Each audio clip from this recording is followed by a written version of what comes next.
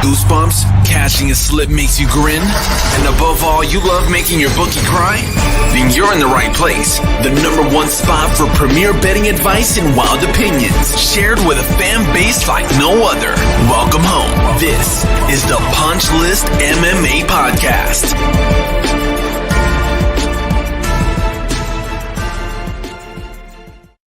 What's going on, ladies and gentlemen? It's your boy Dale in here.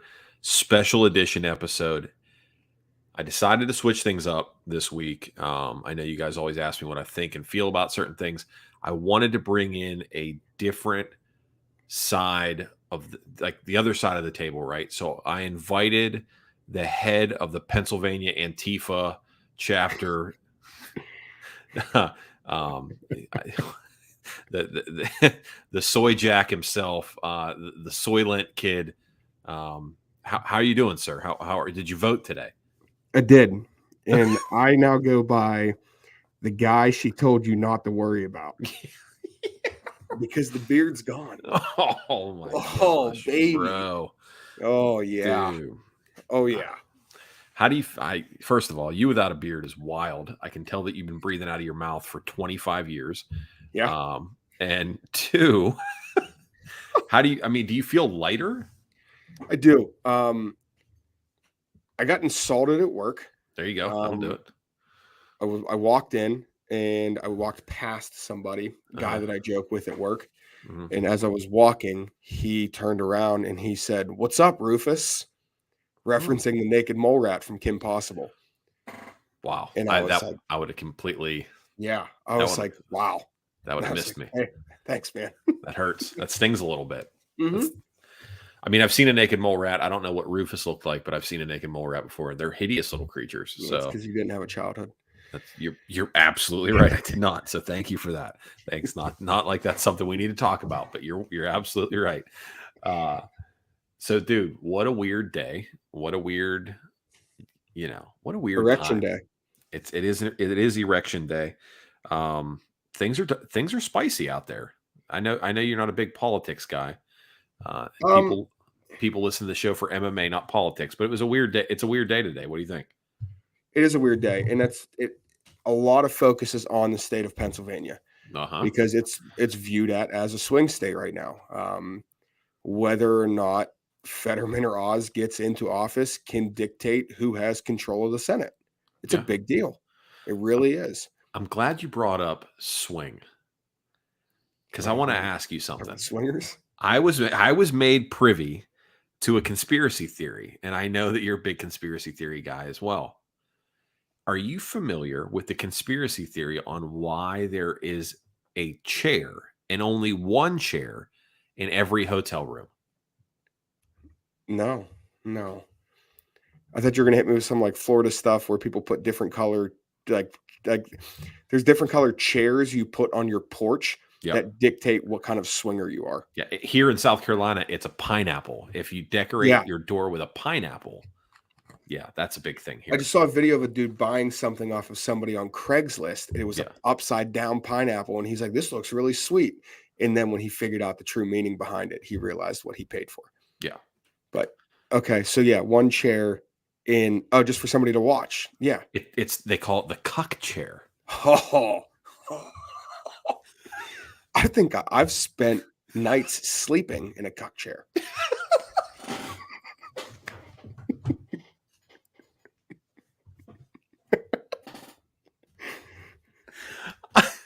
I fell down a rabbit hole.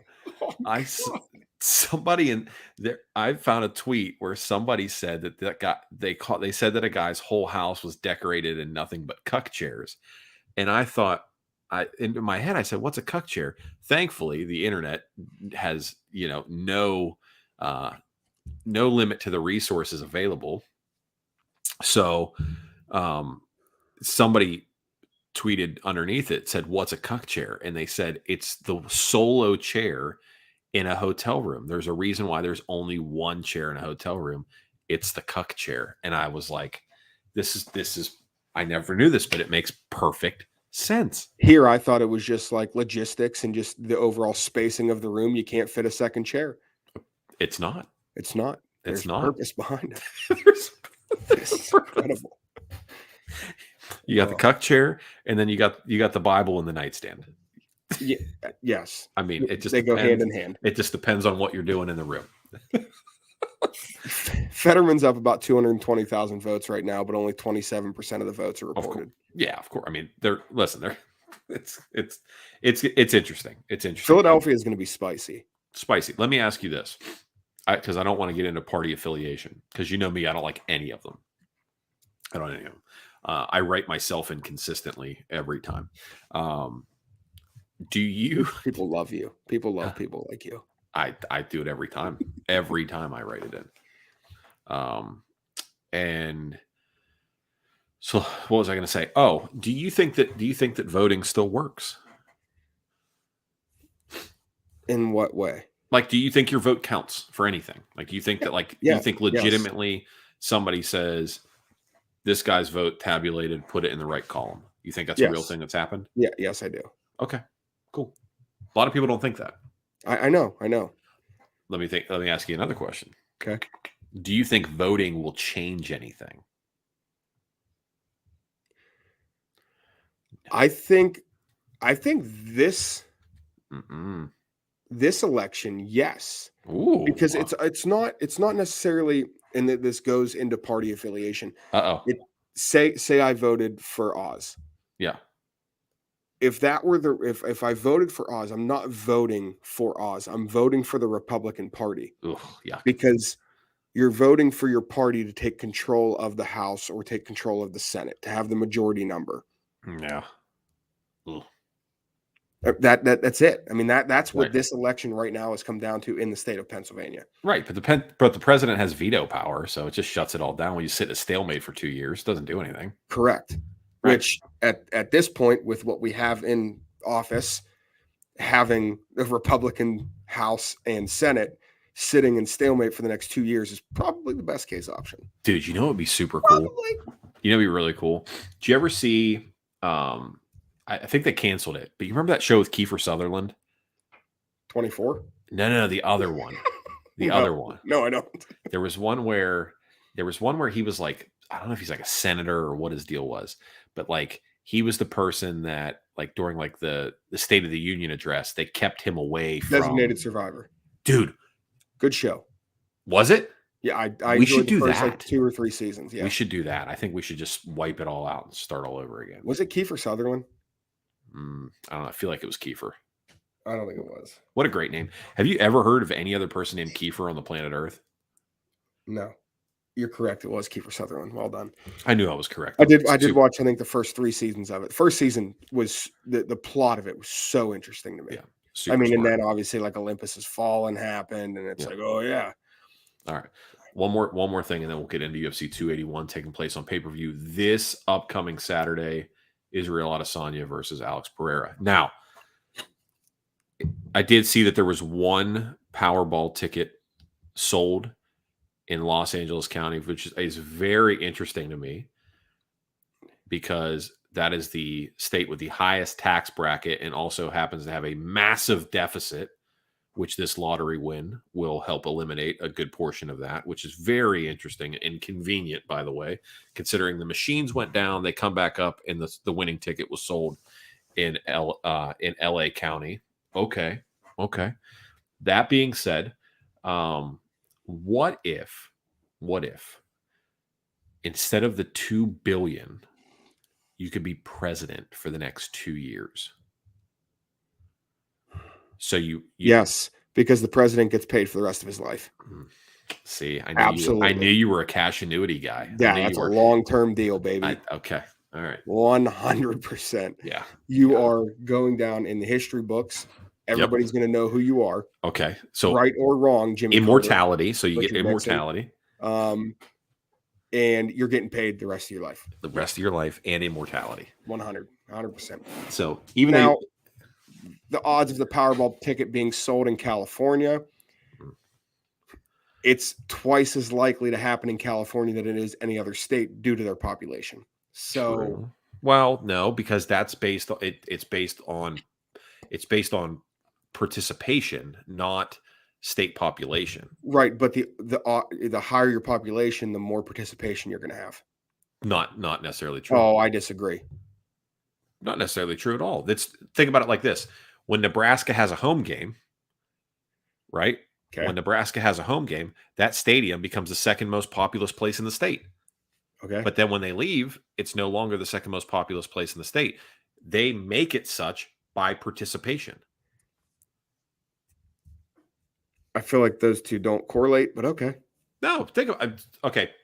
Same thing like Florida, right? Okay. Florida, I have no idea. This is why we have producer Jake. I'm willing to bet that Florida has more lottery participants than any other state in the United States, despite not having the highest population. That is it's the third highest population. Florida has the third highest population? Yeah, I think it's California, Texas, and then Florida. Holy shit. Yeah, California's like 40 million. Now, California's, I know. Texas, I think, is 30, and then Florida's like 20 something, 21, 22. Why are we ruining all the good places with lots of people? Ugh. Yeah. So, and I say that about Florida. Fuck California and Texas. I don't like either one of those places. Yeah. Cuck chair was probably invented in California. It seems like a California thing. It seems like I feel like Don Draper was the first person to sit in a cuck chair. Specifically like the San Diego area. Fucking madman. All right. Are you ready? Yeah. Are you ready? UFC 281 takes place this weekend. Oh man, you know what's crazy? I'm almost more excited for this card than I was the Islam Charlie Olive's card. This card's great. You agree with that? Sentiment? There's early prelims on this card that I'm super excited to watch. I like that one. The feature early prelim being exact, but yeah. We did have a fight announcement today, and I want to run it by you real quick. Okay. My man Jim Miller is coming back at it. He's back at it again. Back at it. Yeah, fighting Gabriel Mowgli Benitez. What do you think the odds are going to come out on that? I feel like Benitez is probably going to be minus 175. So Jim Miller. Yeah. Well, it's always going to be Jim Miller. It's going to be Jim Miller. It's always going to be Jim Miller. It's always Jim Miller. Always.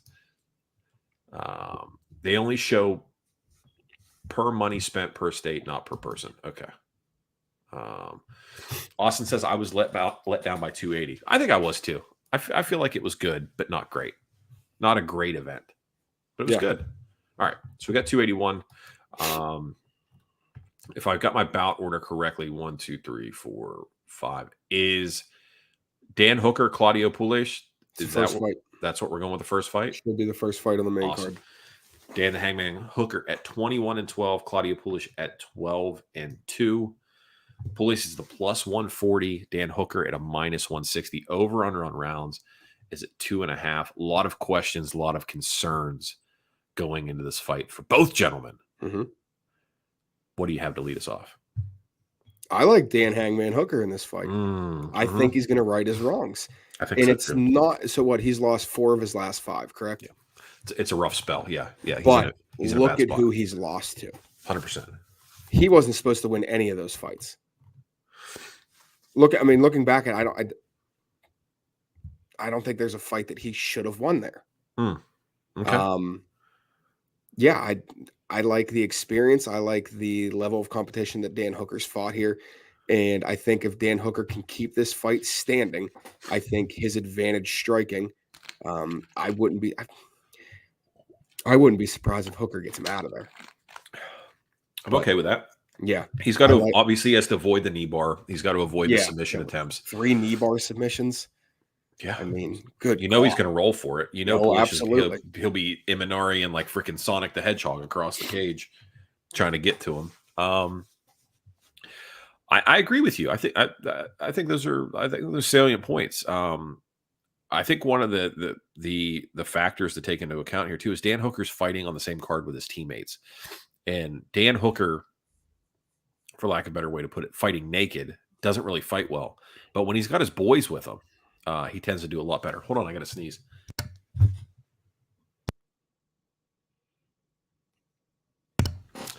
All right. What do they call Dan Hooker? Your favorite fighter's favorite fighter? I don't know if anybody calls him that, but I've heard that reference before. Yeah, but I mean that might be people that casually watch MMA. I don't know about that. I mean, he's a likable guy. Dan Hooker's a likable guy. But going back to his Dan Hooker was charging $1,200 on Cameo for him to say hi to you. What a freaking ball bag. So Dan Hooker, Arnold Allen. Yes. Arnold Allen should have won that fight. And he was supposed to. Yes, correct. Yes. Dan Hooker, Islam. Yeah, I mean, of course. Yeah. Dan Hooker, Dustin Poirier. He gave Poirier all he could handle. He did. That was an amazing fight. He gave Poirier all he could handle. All right, go ahead. Sorry. And then what was the other one? Oh, Michael Chandler. Chandler, he looked like a deer in the headlights. Yeah, dude, he looked so lost. I don't know if it was the Fight Island thing or what was going on, but he was not. He looked terrified to be in there with Michael Chandler. Yeah, and I don't know if, again, but we're talking like peak COVID hysteria, Fight Island, away from his family for eons, and then probably just thinking in his head the entire time, I can't fucking lose to this guy. Right. I really hope I don't lose to him. And then what happens? He loses. So scared. Yeah, he fought just off the back foot the entire time. Yeah, and then not typical Dan Hooker. No, not at all. I like him in this. I think one of the things to look out for that I think Dan Hooker does really well, and it's a weapon that he's utilized time and time again, is that step-in knee. He loves to try to thwart takedowns by timing your shot with a step-in knee, whether he brings it high or brings it low, but he loves to throw that. He'll be the bigger man physically, the stronger man physically. I think Hooker's worth your consideration here. Now, that being said, if he loses to Claudio, it's over. Like, we got to just fade for further notice. It's over with. We'll be looking at Dan Hooker versus Shane Burgos in the PFL here pretty soon. And Shane Burgos will kill him. Shane Burgos is hurt. He's out of his fight in the PFL. It sucks. Yeah. So, anyway. All right. Next fight. Any props you're interested on that before we move on? Not really. Okay. Dan Frankie, third round TKO, but that's about it. All right. Frankie Edgar, Chris Gutierrez. Frankie Edgar 24-10-1. Chris Gutierrez 18-3-2. El Guapo. What a goofy line this is. Minus 223 and plus 188. Like, what a goofy line. Very strange. Over under rounds coming in at 2.5. The retirement fight for the answer. It's awful good. And they gave him a bad matchup, I believe. Yeah. Yes, they did. There's nothing like, here's one thing, right? It's one thing to have a send-off fight that's a bad matchup. It's another one that's like think about it like this, right? Like Jay Will, White Chocolate himself, right? Retires from the NBA. Comes back for that big 3-on-3 league. Yeah, dude. Like, oh, we could see Jay Will play again one more time. Blows his ACL out. Yeah. This is that. Yeah. This is that. Like, Frankie Edgar, oh my gosh, one more time into the breach. Frankie, hometown crowd. Chris Gutierrez is gonna kick his legs off. Like, you're gonna get to see Frankie Edgar blow his ACL out for he went a 20-year fighting career from fighting on MTV True Life, I want to be a fighter, to beating BJ Penn back-to-back fights. I mean, dude, you're talking about, just countless title fights, countless wars. The most fight of the night bonuses in UFC history. The most time logged in the octagon in UFC history. Yeah, a surefire Hall of Famer if there ever was one. Without question, yeah. And you're going to see him get crippled by some dude who is most famous for having John Anik talk about how he doesn't get to see his kids. Like, that's Chris Gutierrez's claim to fame, is that he stole Boss Rutan's nickname, and John Anik talked about how he doesn't have custody of his kids. But he's going to go out there and he's just a freaking nightmare matchup for Frankie, man. It's bad news. It would be like as cool as it would be to see Frankie make one last walk in MSG and go out and get I don't want to say there's no way, but there's pretty close to no way he wins this fight. I think minus 223, and I know that's a lot of juice. I feel like that's a steal. I don't want to say that like the MMA gods love an underdog. I have no problem with that. But one of the things that the MMA gods don't like is a beautiful death. Yeah. They don't like a beautiful death at all. No. It's the fight game as a whole has never been keen on beautiful deaths. Mm-mm. You have to force it, if you will. Like you have to Khabib yourself before it happens to you, because if you stay 1 minute longer than you're supposed to, they'll kill you. They'll kill you in an emphatic fashion.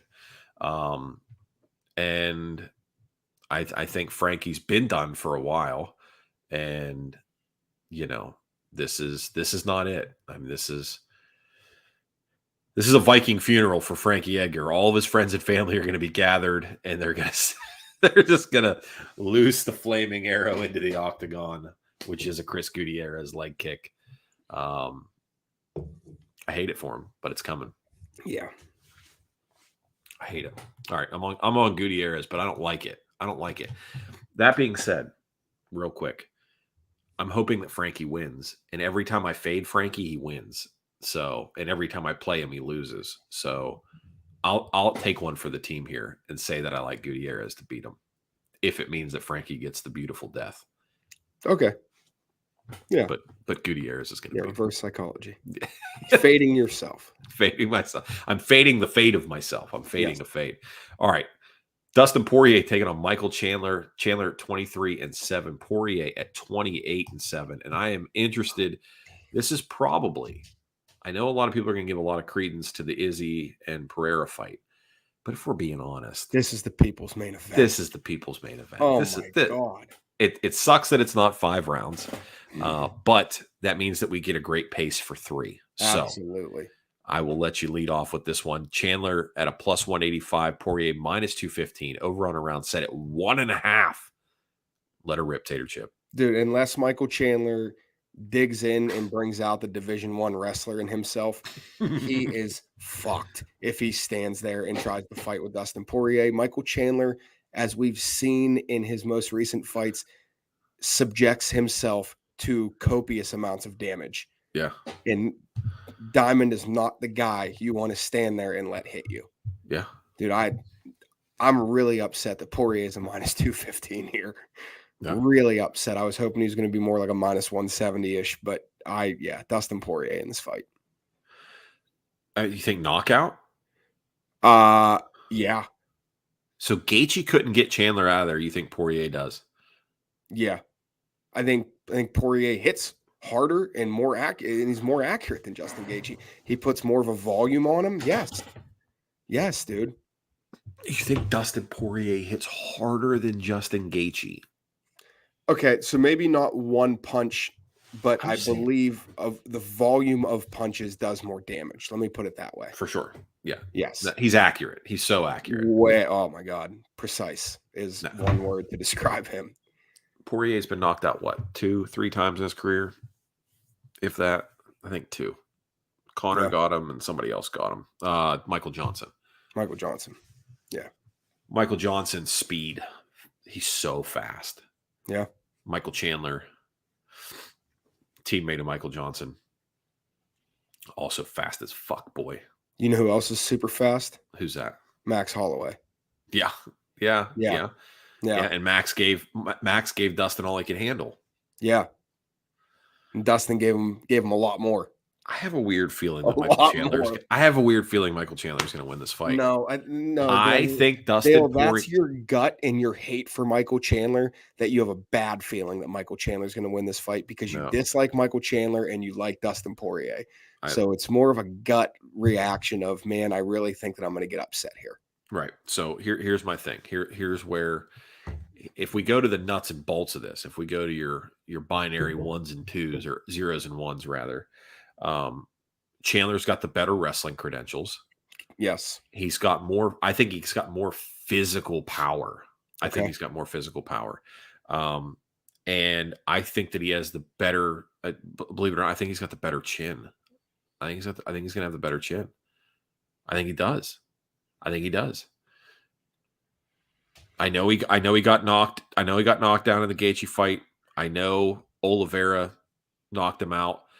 But Oliveira has sat everybody down that he's fought, with the exception of Islam Makhachev. And I mean, I'm not going to fault you for getting knocked down by Justin Gaethje. I just won't do it. I mean, if that's like saying you got hurt when you got hit by a car. Okay. Yeah, it makes sense. Okay, but how long ago were the Michael Johnson and Conor McGregor knockouts on Dustin Poirier? Oh, they were a long time ago. Long time ago. It was like 5-6 years. It was a long time. Long time. It's a long time. I think I'm just. This is the people's main event. You're on Chandler. I'm on no, but here, right. I agree with what you're saying. But what I'm getting at, this goes back to what I was saying about Frankie Edgar. I think Dustin Poirier has overstayed his welcome. I think he's overstayed his welcome. He has shown himself to be basically the ultimate gatekeeper. What are you going to have him fight Islam now? Was he going to beat Michael Chandler and then fight Islam Makhachev and get choked out again? Like, what do you do with a guy like that who can beat most guys but can't get over the champ? I mean, the guy is a walking live, laugh, love meme. All he does is just talk in cliches and catchphrases. And then he's fighting the other guy who just cuts wrestling promos every time they put a microphone in front of him. But at this point, at this stage in their career, I don't even think Michael Chandler has more tread on the tires. I don't know. Poirier's lost 2 fights in the last 5 years. One being to the GOAT, Khabib. Don't call him the GOAT, but Khabib, yeah. And the other one being Charlie Olives, who has snuffed everybody who's stepped in front of him outside of Islam. Yeah, I mean, I think the smart play is Poirier. I'm just saying, Chandler. Poirier by knockout. Chandler by submission. Oh, what, rear naked? Yep. Come on now. He's gonna pop his head like a pimple. He's gonna scramble to his back and fucking just. Oh shit. Poirier's gonna drop that oversized dwarf. You ready for the lock of the night? Yeah. If we're opposite sides here, we got an issue. Zhang Weili, 22-3, taking on Carla Esparza at 19-6. Holy shit! Zhang Weili minus 325. Carla Esparza plus 275. Zhang Weili by knockout. Zhang Weili for all the money. Yeah. For all the money. Yeah. For all. And the you money. know what? I came into this. I didn't even look at the odds prior to this. I love it. What? Carlos Esparza's only method of victory here is to take Zhang Weili down. Yeah. Carlos Esparza's career takedown percentage, 32%. Not good. Not Mackenzie Dern bad, but still not good.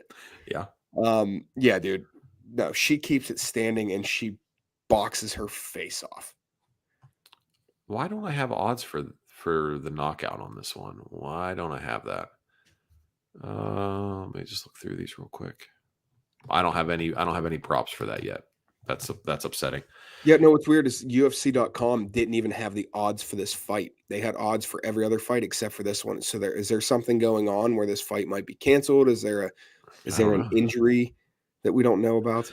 That wouldn't matter at all because the UFC apparently doesn't care about that at all. Yeah, that's a good point. They don't give a damn. Let's talk about that for a split second before we get into this. They don't give a damn. For those of you that are unaware of what I'm talking about, obviously we're talking about the TJ Dillashaw and Aljamain Sterling fight where everybody and their brother, including the UFC and the officials, knew that TJ was hurt, but they let him fight anyway.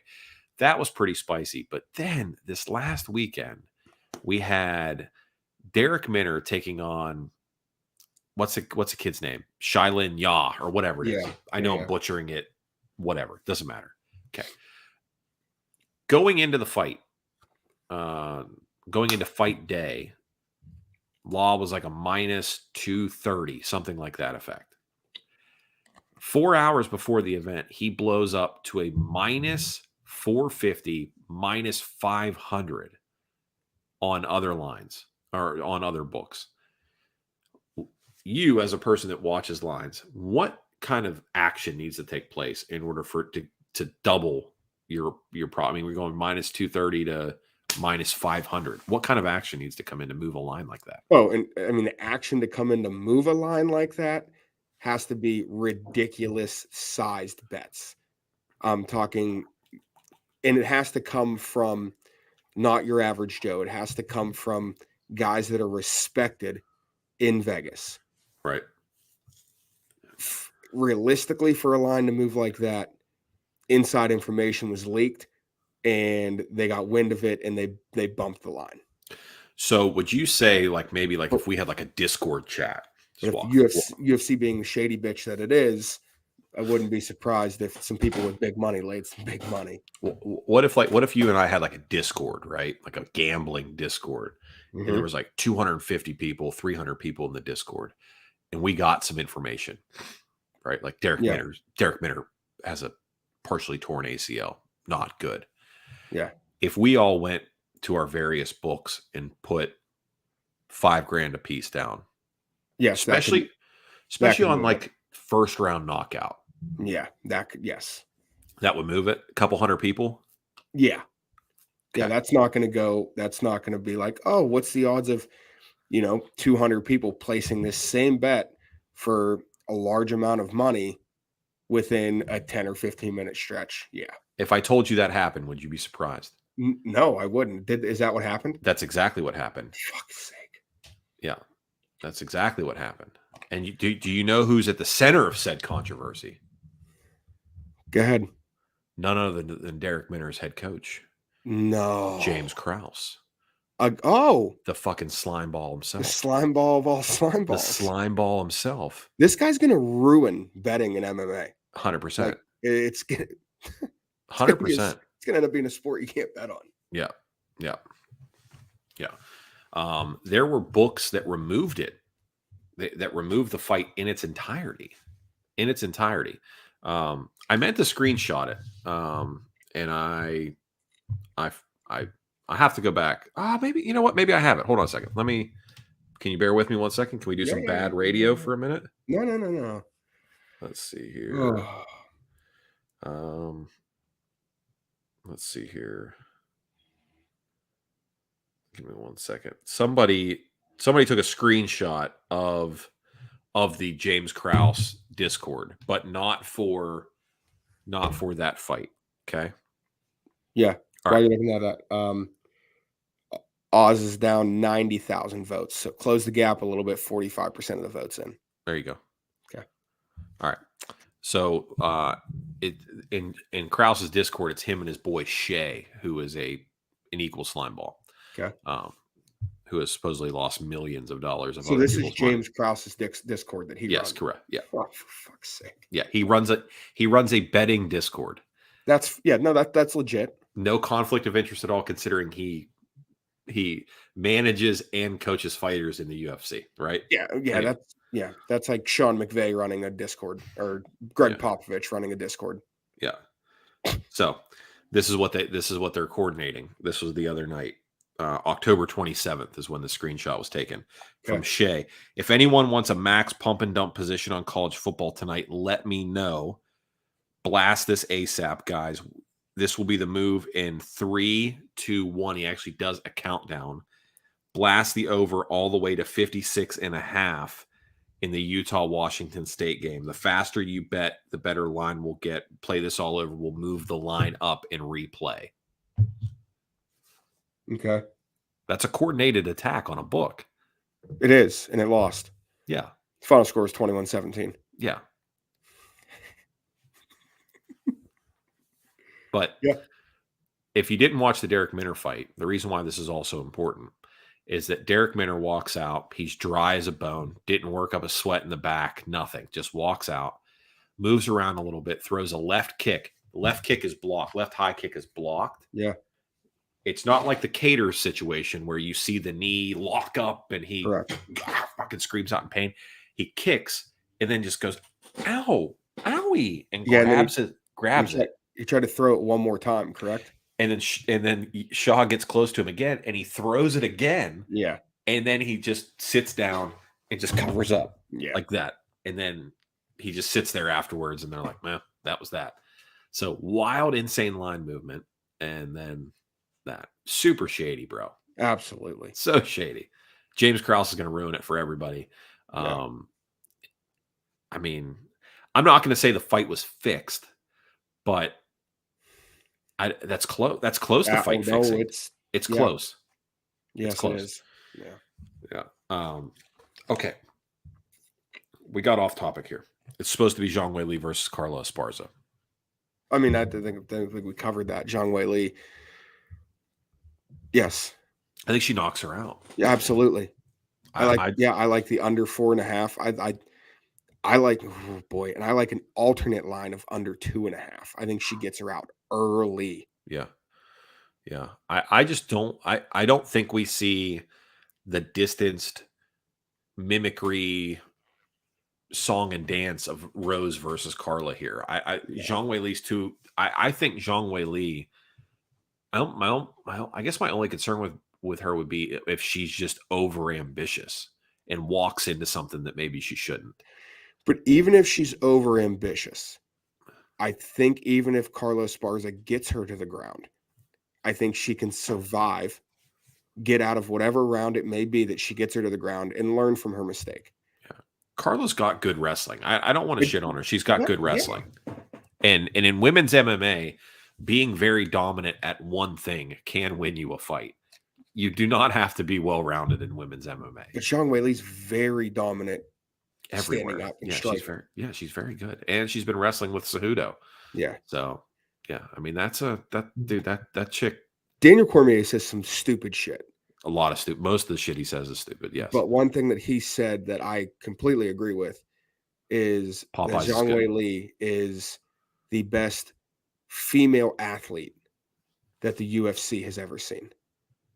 Her strength, her speed, her cardio, everything collectively it's unbelievable. That seems fair. Yeah.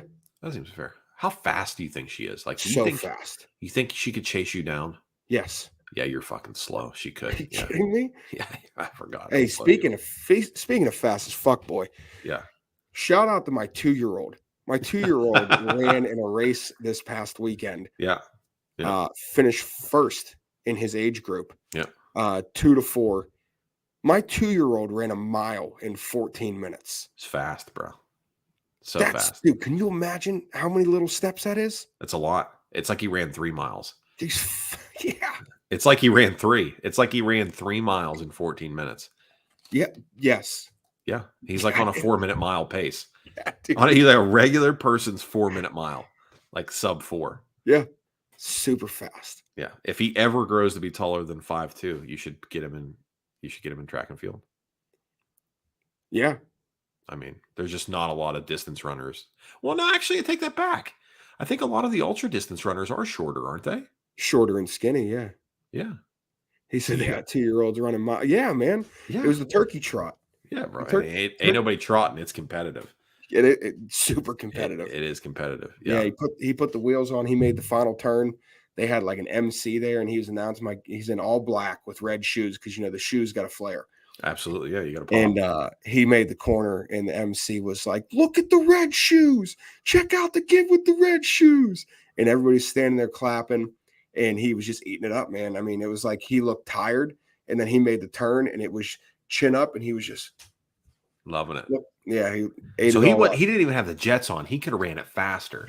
Oh yeah, yeah. Oh man, no, we didn't put the jets on. We really took in the atmosphere of the final, the final quarter mile. I like that. Yeah. I like that. I like that. Natural born athlete, bro. For sure. Takes after his uncle. I like it. Takes after his uncle. All right. Main event of the evening, Israel Adesanya, 23-1, taking on Alex Pereira at 6-1. Jake's got the line for Izzy at -208. I saw him today at certain spots, -175, 180. It's kind of all over the place here, but that's okay. The pick's probably going to stay the same. Pereira +178. Over on the rounds is at 4.5. I think this is very interesting, right?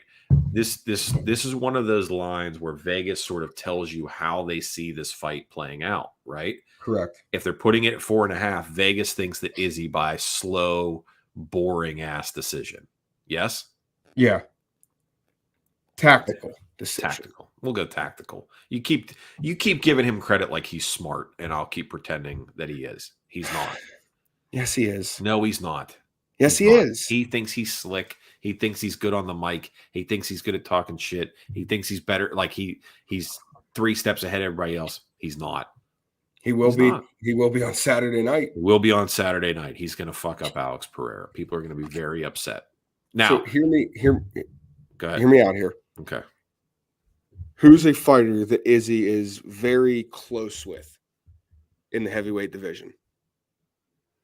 As far as friendship. Oh, well, are you talking about like Francis? Francis. Okay, all right. When Francis went up against an inexperienced mixed martial artist who likes to stand, what did Francis do? And Cyril Gane. Okay, we're talking about Cyril Gane. Okay, you're talking about wrestling. Okay, gotcha. Do me a favor. Keep your pinky down. You distract me with that pinky. That thing. Oh, yuck. Put it down. There you go. Weird ass fucking claw. Do we think that Izzy uses some wrestling here? No, I don't think. You think he's too prideful? I just want to stand there and basically beat him in a kickboxing match. I think that if you go back and you watch Izzy's fights against Pereira kickboxing and realize that what made Pereira win those fights was the fact that he has, and here's a drinking game for everybody on Saturday night. Oh boy. Anytime Rogan says death touch or touch of death regarding Alex Pereira, you got to take a shot. Okay? You won't see the second round. Yeah, you will. So, I think if it's not for that, Izzy's beating him in those fights. Like he's literally winning every moment of the fight up until the touch, if you will. I have no reason to believe that this is going to go much different. And I think that with 4-ounce gloves, him hitting Pereira the way he was hitting him during the kickboxing matches, if it leads the way, Izzy tried to be slick. And he was talking about Pereira being frozen, calling him Elsa and being stiff. That's all he's saying. He's just saying that he's stiff. And he's absolutely right. One of the things that Izzy doesn't realize, though, is he fights like James Vick with his skin, or with his, not his skin, but his chin pointed to the sky, like he's looking for answers from above. Both of these guys have, despite being world-class, world champion kickboxers, have very, I don't want to say that not as a total, but both of them have glaring fundamental deficiencies. Pereira with hands low, and he's wildly stiff, and then Izzy exiting every exchange with his chin pointed skyward. It's very, very strange how either one of them haven't been caught more than they have been. That leans itself to a Pereira potential knockout, but I think Izzy's too smart at this point. I think he keeps the range. I think you see a John Jones style win here. I think we see elliptical kicks. I think you see knee stomps. I think you see clinches. I don't be shocked at all if we don't see 1 or 2 eye pokes in the first round. He's going to keep that lead hand out. He's going to be fingers out, up, the whole 9. He'll be putting those manicured fucking sugar soft GHEY gay fingers all in Pereira's face, all up in there, dude. Yeah, manicured. You know what I toes. call that? What, suspect? Because he definitely is smart. Yeah. I call that smart fighting. Yeah. Keeping your distance, throwing strikes that should be illegal that are legal. Yeah. It will be. I think Izzy, and I think he knocks him out. I think Izzy by knockout. I do too. I think Izzy knocks him out in the 3rd or 4th round. I think 4.5 is a trap. That being, I love playing the if and that, because I think about this. I've been thinking about this stuff. Camp Glover Teixeira is on a roll right now. It's very tough to beat somebody coming out of Camp Glover. And I mean, Pereira's fighting out of there. Poatan. I'm still on Izzy, man. I'm on Izzy by knockout. Oh yeah, that's right. Yeah, he wore a pearl necklace. Thank you, Austin. I forgot about that. I can't with that. Just the fucking worst, man. Ugh. This is a really rare occasion, but I was just thinking back through this main card. I'm 100% chalk on this main card. Yeah. I'm probably going to play a chalk parlay. I'm just going to go straight favorites, all 5 favorites on this main card. Yeah. And I think it's been a while since we've had a main card that's gone chalk. It has been. And when Chandler hits, you're going to regret that all chalk parlay. No shot. But What's interesting about these pay-per-views like this that people get hyped up for is we usually see lines like this scattered throughout the main card. The -2 to 250s with the +180 to +2s on the comeback. But people continue to get hyped up for the matchmaking. It seems while competitive, it still seems cut and dry, on how it's going to play out, and it very rarely does. Somebody's gonna screw this up. Somebody's gonna screw it up. Yeah. Yeah. Somebody's gonna screw it up. Well, that's why it's going to be probably 12 or 13 to 1. So yeah. All right. Well, we'll see what it's going to be. All right. Let's see. You want to go? We'll go prelims. We got to cover them all, man. Yeah. Who's the features? What, Brad Riddell? Yeah, and Hanada. Oh boy, Moicano. All right. First fight on the prelims, the early prelims. Nikolai Negumereanu taking on Carlos Blackjag Olberg. Olberg at 6-1, Negumereanu at 13-1. You can get plus money on Nikolai Negumereanu. Olberg at a -130. Over/under on rounds is at 1.5. Do you have a strong opinion about this fight? Because I do. No, I don't. Go ahead. Tell me why Nikolai is going to win this fight. He absolutely is going to win this fight. You know why? He's going to win it for all of us pierogi eating, cabbage loving, fucking Eastern Bloc European descendant motherfucker. He is going to take it to this pretty boy that is Carlos Olberg, who is only in the UFC because he's Izzy's best friend and sparring partner. One of the most popular plays you're going to see this weekend on people is Olberg and Olberg by knockout. You know why? Because he is wildly handsome. He hits very, very hard. And Negumereanu can be hit, but dude, just give me that giant. What is he, Moldovan? What is Negumereanu? Where is he from? What is that? What flag is that? I'll let you know. Hang on here. Romania, that giant Romania dude. That dude literally is pulling like it.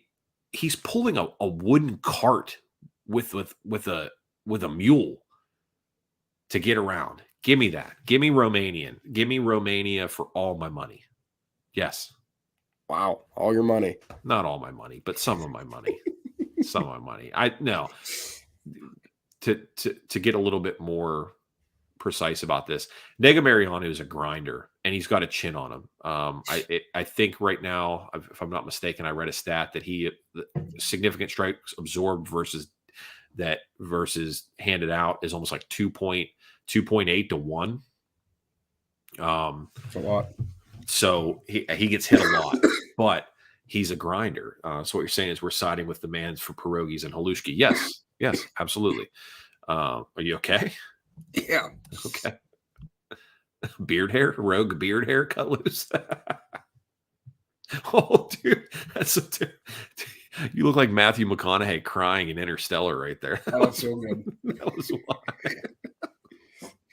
Oh man. Anyway, but he's a grinder, and he's got grit, and he's got 3-round cardio where Olberg does not. He puts everything he has into every strike he throws. So if he can't get you out of there, he'll wilt.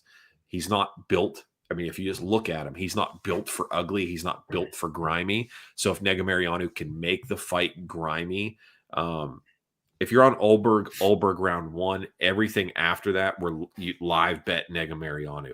It'll just get better. It'll get better. It'll get better. I'm on him. Okay. I love it. It's a good spot. It's a good spot. I don't love it. I don't love it like I did Mateusz Gamrot. Oh, don't stop bringing it up. Oh, bro, it's so funny. I just love just completely eating shit on stuff I'm highly confident in. I just like Negumereanu in the spot. All right. Julio Arce taking on Montel Jackson. Montel Jackson 11-2. Julio Arce at 18-5. Arce at the +170 spot. Montel Jackson -200 over and rounds 2.5. What do you got? The over 2.5. Really? Yeah. Okay. What's that come back at? Do you know? No, I don't know the odds on it. I got you. Montel Jackson by decision. Oh gosh, you're really living dangerous here. Go over 2.5. You're at minus 170. Yeah. So Montel Jackson by decision is probably going to be like a plus 200. Let's see, Jackson wins by decision plus 165. Yeah, close enough. You gonna go with that? Yeah. I think Montel Jackson wins the fight. I don't necessarily. I mean, I can't bet a fighter to win by decision anymore. I know you can't. I can't. I just can't do it. It's bad. It's bad juju. All right, Mike Trezano taking on Sungwoo Choi. Sungwoo Choi at 10-5. Mike Trezano, the Wolf, at 9-3. Overrun rounds is at 2.5. I'm a little upset they didn't put my man Sungwoo Choi on the Korea card, but that's okay. He's got a favorable matchup here against Trezano. I think he gets it done at the minus 162 spot. Overrun rounds at 2.5. What do you think? I have no opinion here. No opinion. All right. None. Well, if you have an opinion, this is what it should be. Okay. Tell me what I should say. Well, Trezano, if he was smart, would want to wrestle here, but he's not going to because his fight IQ is low. So he's going to engage in a stand-up battle with Sungwoo Choi, who's got to have who's going to be a little bit slicker on the feet, be a little bit faster, probably not as durable, but if you're going to go tit for tat, I mean, Sungwoo Choi will essentially be a ghost out there against Trezano, who's just kind of plodding, just kind of slow. He just doesn't use his wrestling. He just doesn't do the thing that he should do, and we can't bet on what somebody should do. We have to bet on what they will do, and Trezano's not shown himself to use his wrestling. So I'm on Choi here at the minus 162 spot. I think it's a good spot to take him at. I'm looking at a money line play. Yeah? Yes. I'm okay. Looking at the updated. Here, we got one of my favorite spots of the night coming up. Karolina Kowalkiewicz taking on Sylvania Gomez Juarez. Gomez Juarez at a plus 100. Karolina, KK, my girl. She's come back at a minus 120. Over on around at 2.5. You got something to say about this one? No. I want you to go ahead and tell me why Karolina is going to win this fight. She is not. Oh. Karolina is going to get knocked out here. Oh. And you know how much that hurts me. I do. You know how much it hurts me to say that because I love a good Eastern Bloc woman with sturdy hips and, like we said earlier, that can make some pierogies. Like I love Karolina. She's been that's been my girl for 15 years now. I know, but it's how do you bet somebody who's beaten only Felice Herrig in the last 4 years? I completely agree.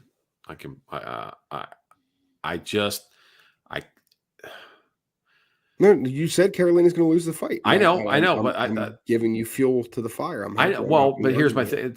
Here's my thing: is you're saying how can I bet somebody? Yes. Well, I bet her off of strength of schedule. I know that she's only beaten Felice Herrig, correct, but she's fought the who's who. So, in theory, there's nothing that Sylvana Gomez Juarez should show her that she hasn't seen before. My problem is that she beat Felice Herrig, but do I think that she looked good against Felice Herrig? No. I definitely think that was more just a win based on the decline of both of those women and her just being a little less down the hill than Felice Herrig was. Meanwhile, Gomez Juarez is coming in and she is very sturdy and hits hard. Very hard. Super hard. Throws punches like she's throwing baseballs. And traditionally speaking, against unrelenting power, Karolina has not fared very well. So I'm on Gomez Juarez here. I'm thankful that it is women's science because I was going to play it anyway at this. So I'll take the plus money, please and thank you. And I'm going to take her by knockout here as well. I'm trying not to overexpose myself and go knockout and under 2.5 because I want to play all three. Correct. But I know that's overexposure. Yes, it is. And what's going to happen is Karolina is going to win by decision, and I'm going to fucking lose all three. Correct. So I'm just going to take Sylvania, Gomez Juarez, money line, and I'm going to take her by knockout as well. And Gomez Juarez only has legit one bad loss on her record. But you talking about the Demopoulos loss? No, Loopy. Yes.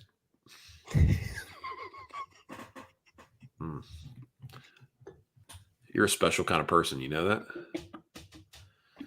You are a special kind of person. Do you think that Carolina can armbar her? No. Okay. Oh, man. Huh? No. Okay. You think she can?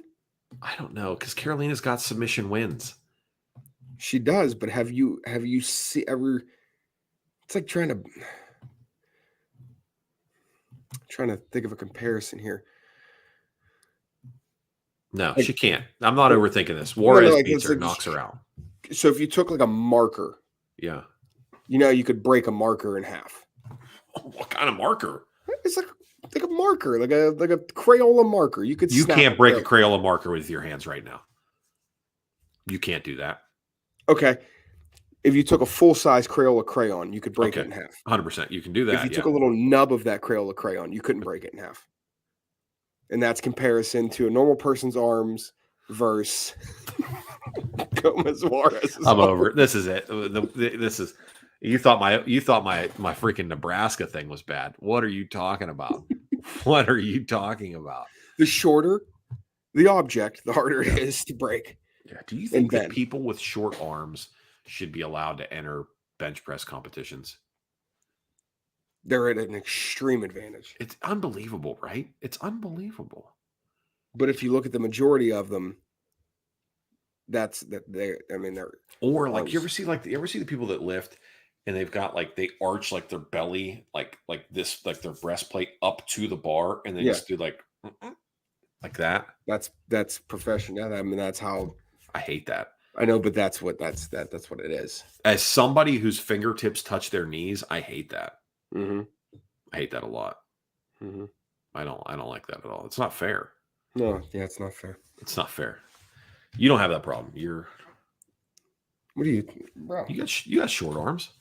I don't think so. You don't think? I feel like my wingspan is appropriate to my height. Is it? Did you ever hear the thing where like fingertip to fingertip is how tall you are? Yes, that's what I was getting at. Yeah, I know. But I'm saying, like, have you measured that out? No, but I'm going to after this. Yeah, we should. Because I'm pretty sure I'm probably like spot on. Do you think you're like a perfect I'm a perfect 5'8.5". The Da Vinci dude, like the Da Vinci drawing, where you absolutely. What is that called, producer Jake? What's that called? The Da Vinci Man. He just rolled his eyes, dude. He just fucking rolled his eyes at me. Are you kidding? Look up the Da Vinci dude. Fucking rolls his eyes back there. Next. Unbelievable. Who is this guy? I want to look up the knockout line on Juarez. Okay, give me 1 second. Don't rush me while he's looking that up. Juarez by KO plus 300. Let's go. The Vitruvian Man. Thank you. So you are, dude. If yours is exact, we got to change it. You have to be the Vitruvian Man. So, like, side note, off topic from MMA, but in topic for the whole wingspan argument. Yeah. Have you seen this Victor Wembanyama kid from France? Victor Wembanyama. I have no idea what that means. So he's 7'4". He's looked at as like the best prospect since LeBron James in the NBA. Oh my God. Dude. Okay. Dale, I'm talking 7'4". He shoots threes off of 1 foot fading away. He's unbelievable. This kid's incredible. Wingspan. Yeah. 8'2". 8'2". Yeah.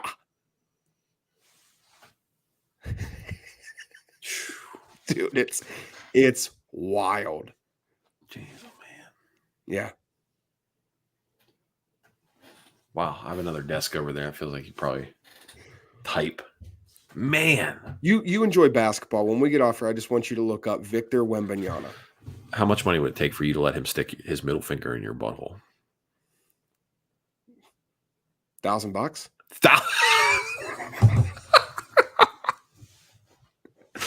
Here's the reason why I bring that up. Because I'd take that 1,000 and put it on a rock chalk main card and walk away with 12 or 13 grand. That's right. That's the reason why I bring up the finger in the butthole is exactly. Did you see what's going on with Colby Covington?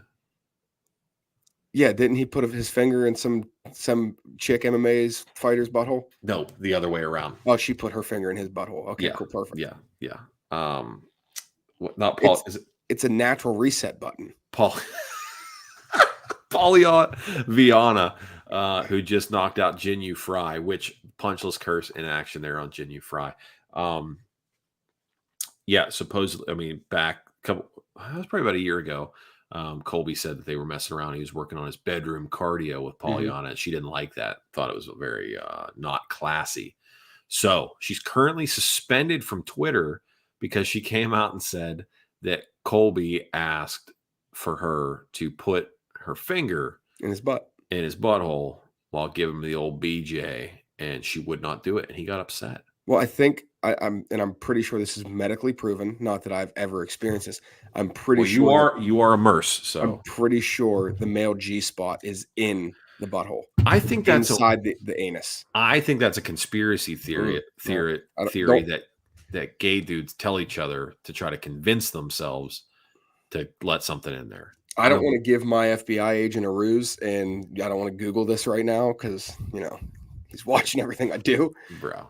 But I'm pretty sure that's real. Do you think like the road trip thing where like she was like milking Stifler's prostate, like that was a real thing?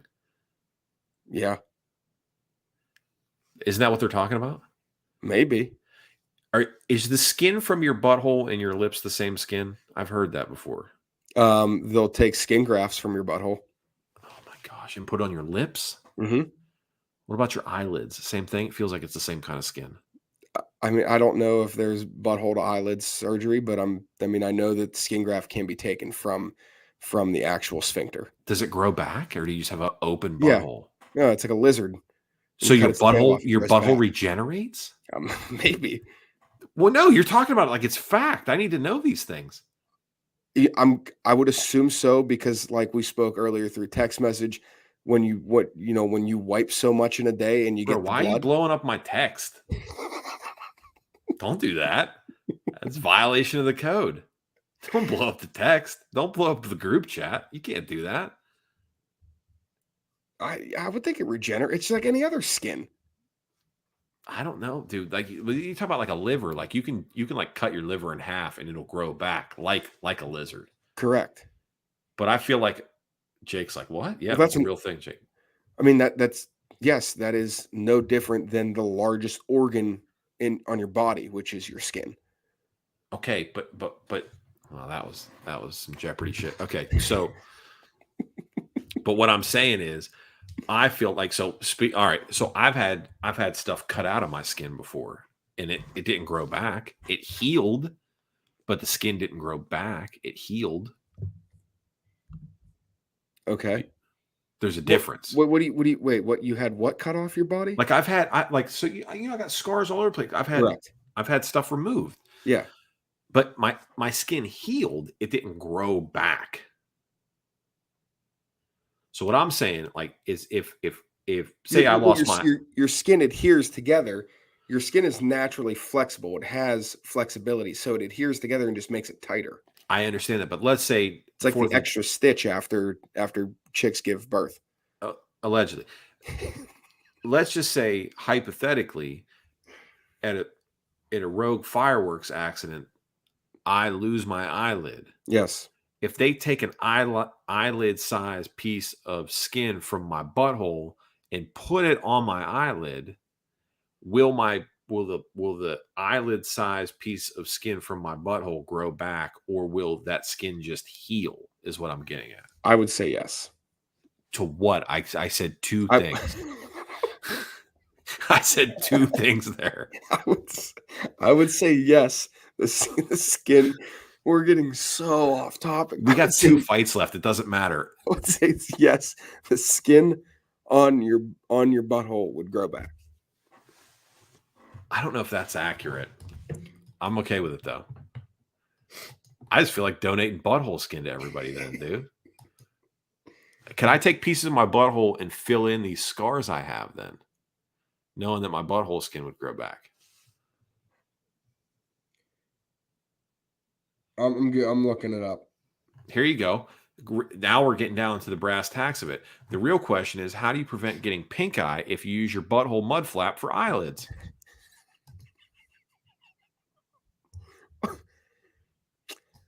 So, That's the question. That's a great question. No, there's a pretty simple answer to this. Okay, well, you got to wash your eyes all the time? No, Dale. Oh, what? Before they use the butthole mud flap on your eyelid, they would clean it and it would be sterilized. It would be clean. You wouldn't have shit particles on your eyelids. I have a question. I feel like I'm learning about the human body all over again. He's saying butthole mud flap.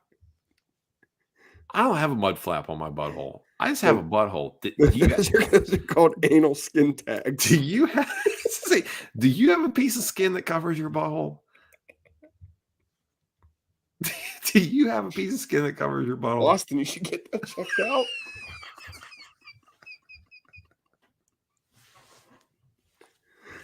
I don't have any. I don't have to open a door for anything to come out. I don't have to pin anything to the side. Yeah, I don't have to lift anything out of the way. Yeah, I don't know about that. I read that like it was just like that was a thing that everybody had, but that's not the case. Do you have like naked chick silhouettes on your butthole mud flap? She's sitting like that. Oh my gosh. Oh man. Yeah. If you got a flap, bro, we got to have that looked at. All right. Ottman Azatar at -115 taking on Matt, the steamroller Frivola. Yes. Azatar, another guy. Goes back to the Joe Rogan touch of death. This is another guy you'll hear Rogan talk about it with. -127 Frivola, +107. Over and around 2.5.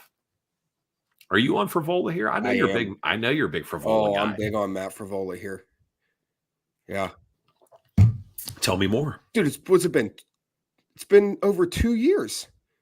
No, he just fought. No, since Ottman. Yeah, since Ottman fought. Yeah, it's a lot, dude. It's a lot of ring rust. Matt Frivola comes out, and I think a pace is key here. He puts a pace on him, exposes the ring rust. And I really do like Matt Frivola here. One of the things that makes me nervous about this. You remember Matt Frivola beat a guy that we're both super high on. Who's that? Jalen Turner. Yeah. Yeah, he's just going to brush that off. Yeah, no, it was good. I mean, the Jalen Turner he fought then is not the Jalen Turner that exists now. Jalen Turner that exists now just murders Matt Frivola and eats a soul out of his lifeless body. The thing that concerns me here is Ottman's a company man. He's a company man. I'm not talking about fight fixing. I'm not talking about any of that. I'm just saying company men have had a real go of things right now. And very interesting. Also, just so you're aware, I know maybe it matters to you, maybe it doesn't. Matt Frivola's got a Baphomet tattooed on his back. No, I know he does. I hate that. Who did he? Who was it? McKinney? Yep.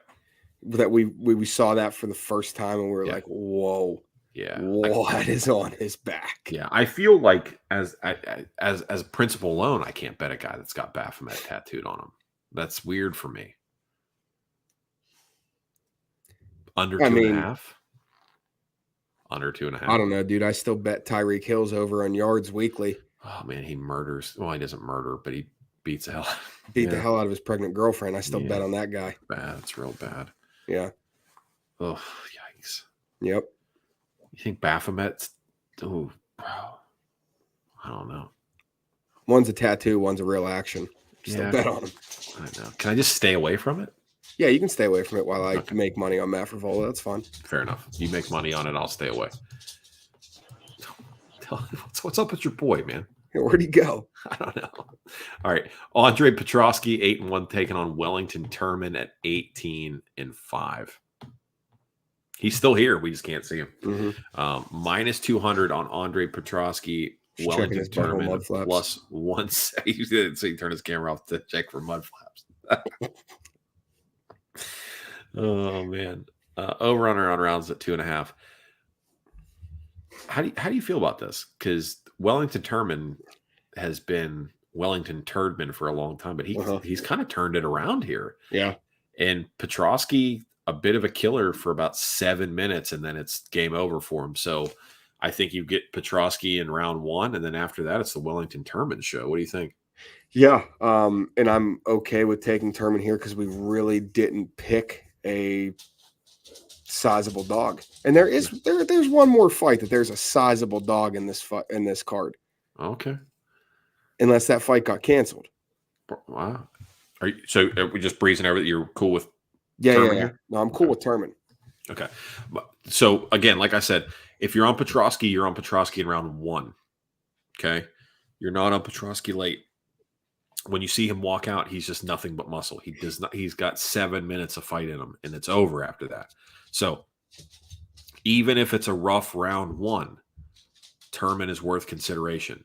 Still, if you're a live bet guy, the reason why I don't normally talk about live betting, but live betting is value. There's a lot of value in live betting. There's a lot of value in live betting, and we've seen a couple spots the last few events where guys and gals were losing large portions of the fight and still pulled out a victory. And even then, with judging being so hit and miss lately, if it's a close fight, visually speaking,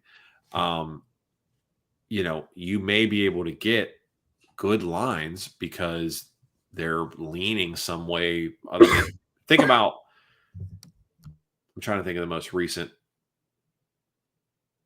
What was I think Piotr Jan was like minus 380 at the end of the fight, like live round or like live betting was like minus 380, minus 400 on O'Malley. So yes. I mean, if you're betting O'Malley live throughout the course of that fight, you're making bank when he wins. So again, second time I've brought it up, Petrosky round 1. Hell, even at end of round 2, but I think Wellington Turman has to survive round 1, and after that, it's all him. So you can play him a little bit money line going into it, and maybe if you say I'm going to set aside a unit for it, total, half money line, half live, get yourself a steeper line. So anyway, all right, Aaron Blanchfield taking on Molly McCann. Molly McCann at 13-4. Aaron Blanchfield at 9-1. Minus 400 for Aaron Blanchfield. Plus 300 for Meatball Molly. Over in rounds at 2.5. Are you this excited about Molly McCann? Dude, at plus 300? Yes. Bro. I'm sorry. Listen, Dale. Yeah. There's not. I know. Plus 300 is ridiculous. I know. And I'm not saying I'm not saying in a 50-50 am I saying, yes, Molly McCann wins this fight. But at 3-1 on my money, absolutely. This is value, in my opinion. So McCann wins this fight by knockout. Blanchfield wins this by sub. Correct. I think you just play those. What's Meatball Molly by KO? Because, I mean, no, see, that's where I get pissed when she does win a decision. Okay. So Blanchfield by sub plus 250. McCann by KO plus 650. I mean, you can do a quarter of a unit. Sprinkle. I would rather just go Meatball plus 300. Okay. It's the biggest dog on the card. She's the biggest dog on the card. How? Because Blanchfield. And I know Blanchfield's good. Yeah. But, I mean, so Miranda Maverick called her out, right? Meatball. Yeah. So here's the thing about Miranda. Miranda's been calling for the Meatball fight for over a year now. Like she had said this last weekend, she's like, I've been calling for this fight before she has the clout that she has now. Yeah. That was her quote, because she has been. I think when she was on the show before, she was like, I want to fight Molly McCann. Yeah. Like, she's like, I think that'll be a fun fight. I want to fight her. And it would be a super fun fight. Yeah. Yeah. It'd be a banger. Yeah. I think Miranda Maverick beats her. Yeah. But it would be a very fisticuffs heavy, aggressive chick fight for sure. What are your thoughts, real quick, on Miranda's performance this last weekend? I mean, I felt like she should have been able to get Shanna out of there, right? I mean, she was she was so close, like 10 times. Yeah, she was super close. But at the same point, I mean, the same point in time, when you're in there, a win by knockout and a win by decision, a win's a win. Yeah. Here's what I wonder, right? Everybody's been doing this. They're shouting out skinny bets, right? Which I don't know how the UFC is allowing that, but they are. What's stopping a guy like Skinny going up to somebody like Miranda, who's a minus 700 favorite, right? And just says 35 grand goes to decision. Yeah. I mean, not telling her to throw the fight at all, right? Doesn't change the outcome of it. But like, I mean, 35 grand over a round and a half. Yeah, this has been happening in sports, in individual sports. It's a lot harder in team sports to do this. But in individual sports, it's been happening, and it's never going to stop. Right. Somebody's always got a stake. Somebody's always got a dog in the fight, and there's always the risk of fighters who, how do I want to word this? Fighters who have the ability to dictate how the fight ends, whether it be by knockout or by submission or by decision. Yeah. So when you're that sizable of a favorite, when it's that big of a mismatch, and you have the ability to dictate how the fight finishes, there's always that risk. So one of the things that was brought to my attention, and I am not a professional fighter, believe it or not, and one of the things that was brought to my attention was like the rear naked choke positions that Miranda was getting her in. Yeah. She was under the chin, would bring the arm around and then let go. Yeah. Like she just wasn't, like, it was there. It was there. Now, like the ground and pound, I believe Shannon was doing just enough to not get stopped, right? Like every time that the ref was tell her to move, she would move.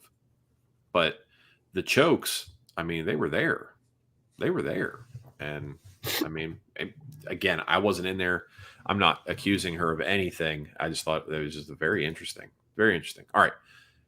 We got two more fights. Let's roll through these. Dominic Reyes, 12-3. Ryan Spann, 20-7. Reyes minus 210. Spann plus 180. Over on rounds is at 1.5. I can't figure out whether or not Ryan Spann's good. I don't think he is. No, I don't think he is. Dominic Cruz here? Or Dominic Reyes? I'm sorry. I do. Yeah, Dominic Reyes. Okay.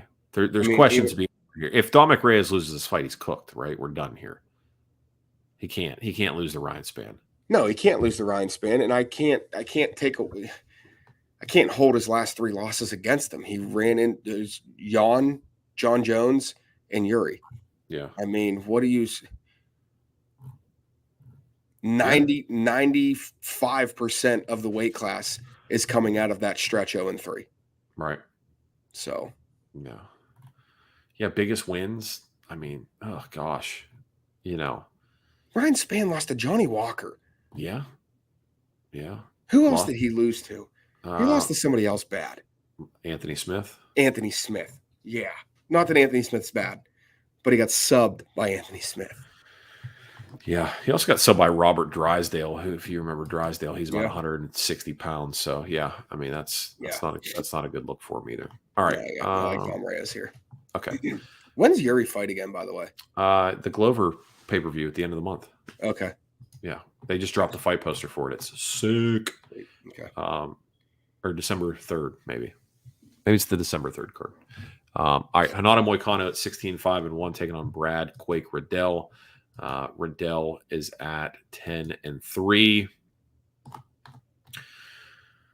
Moicano minus 123. Riddell is the underdog here.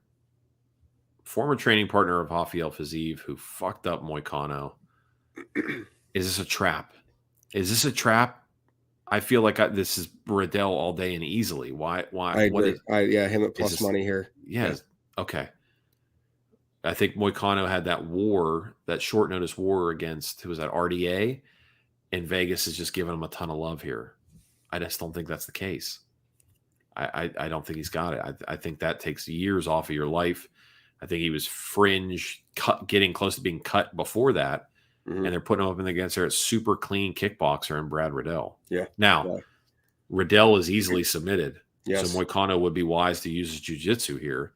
I think if you're on the Moicano side, why not just give yourself plus money and go submission? He is not knocking out Brad Riddell. So Moicano by submission or Brad Riddell money line knockout. I don't want to chase giant odds. I would just take Brad Riddell.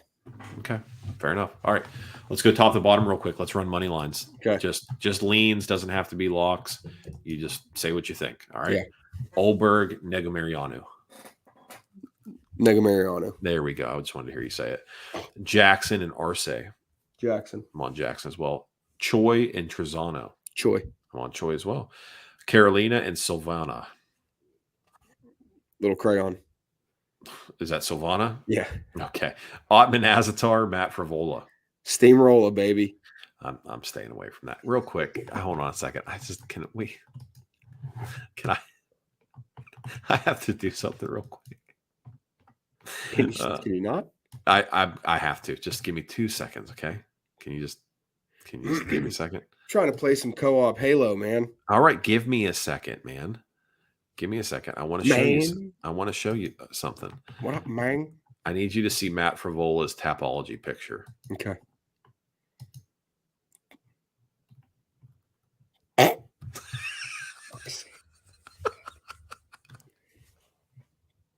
Speaking of that, this Sunday, 2 episodes of Yellowstone. Oh, very nice. Very nice. Yeah. I like that. All right. That's a little more Brokeback Mountain-ish, but yeah, a little bit cool. All right. Wellington Terman, Andre Petrosky. Really? I'm on Terman there. All right. Molly McCann, Aaron Blanchfield. Oh, Molly McCann. Okay. Meatball. Span Reyes. I'm on Reyes. Riddell Moicano. I'm on Riddell. Claudio Poulos, Dan Hooker. Edgar Gutierrez. As well. Poirier and Chandler. Poirier. Oh man, I can't pick Michael Chandler in a fight. Give me Poirier. Thank you. I can't do it. Thank you. I hate him too much, man.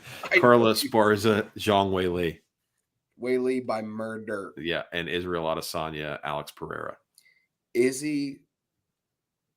Yeah. Izzy. I agree. We're down the middle. I think I'm just staying away from the Frivola fight. Listen, when are we ever going to get Izzy at a -170 again? Once he beats Pereira, never, dude, never. You're never going to see it again.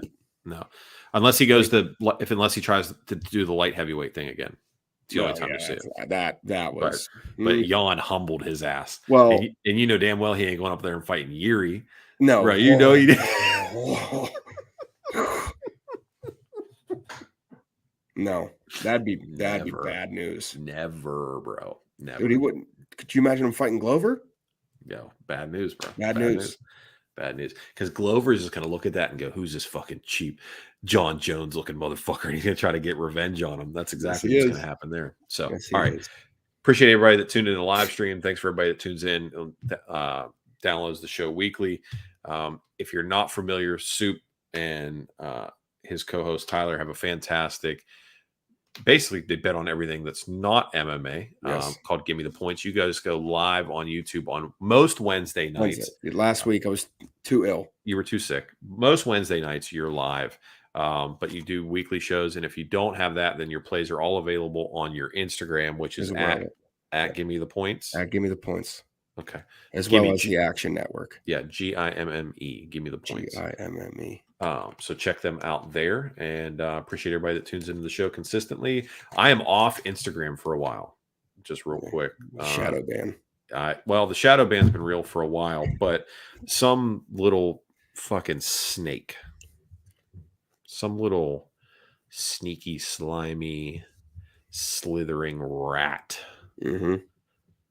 is reporting everything I do. Everything.